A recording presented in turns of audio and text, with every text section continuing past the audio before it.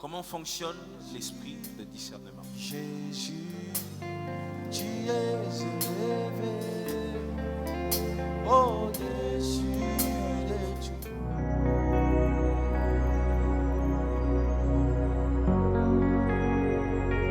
Quand on entend esprit de discernement dans l'église, on pense à une puissance. Nous avons grandi dans des permanences et j'entendais souvent cette phrase.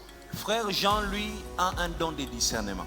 Finalement, chaque fois qu'on avait un songe, une vision, ou quelqu'un qui parlait en langue, on attendait le frère Jean, lui, qui devrait arriver à 17h pour qu'il vienne nous donner le discernement. Tu ne pouvais pas interpréter ton propre songe s'il n'est pas là. Ce que lui dit vient de Dieu. On a grandi comme ça jusqu'à ce que j'ai commencé à étudier la Bible et m'étudier moi-même.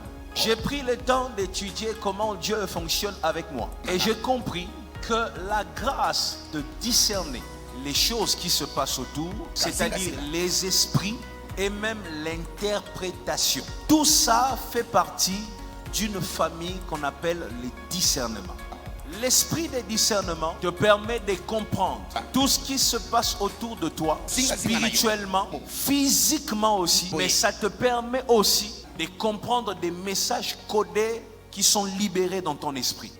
Si tu n'es pas capable de discerner, tu vas valoriser des personnes et des choses qu'il ne faut pas valoriser. Tu vas appeler bien mal et mal bien. Le discernement te permet d'avancer à grande vitesse. Deuxième chose, le discernement te protège des pièges du malin. Le diable se déguise en ange de lumière. Sans le discernement, tu les recevras et tu l'adoreras.